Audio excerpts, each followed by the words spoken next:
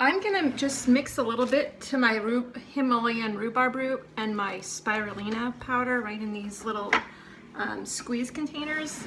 And I wanna add it before I add my scent, because in case my scent were to accelerate trace or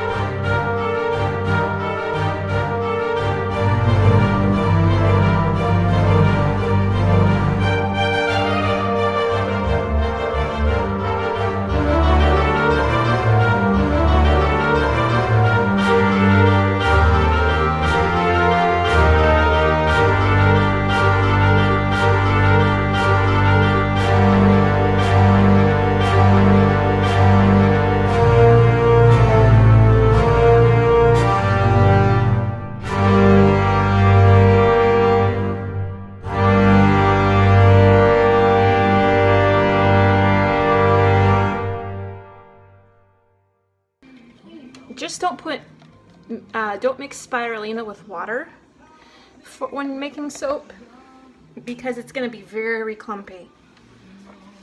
I learned my lesson a couple times because I didn't learn my lesson the first time. So that's that. I find spirulina disperses pretty well in soap batter.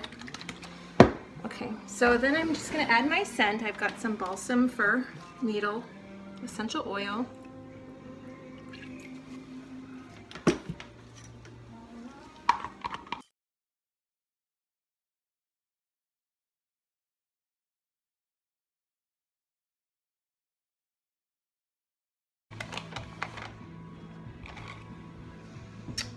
Okay, now using my squeeze bottles, I'm just going to squeeze thin lines as evenly as I can, lengthwise across my soap.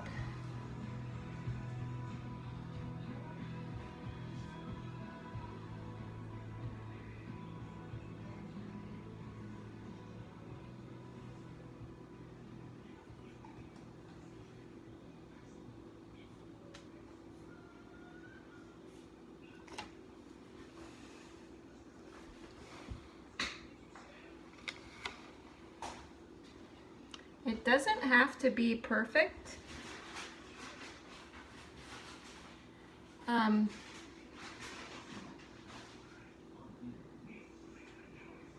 But I mean, try to do it the best you can, I guess.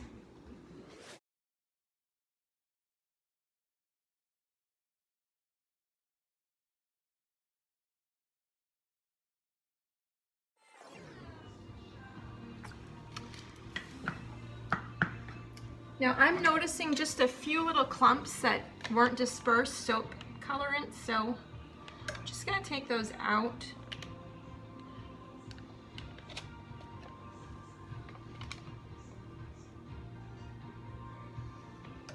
The rhubarb root and the spirulina give it a nice kind of speckled look too. So even though most of it is dispersed quite nicely, there's still a nice little speckle.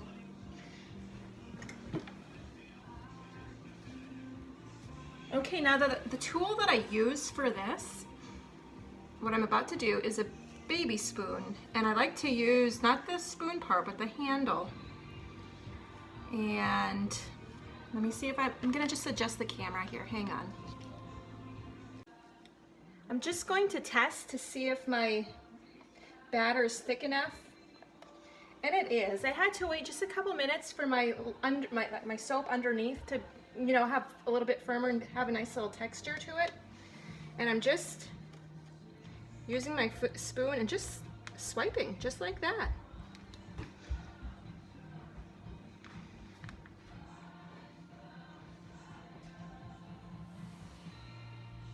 just do a little on this side.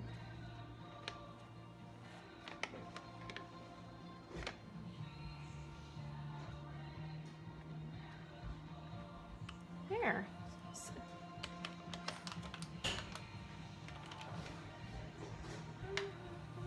Okay, I'm gonna try to do this while holding the camera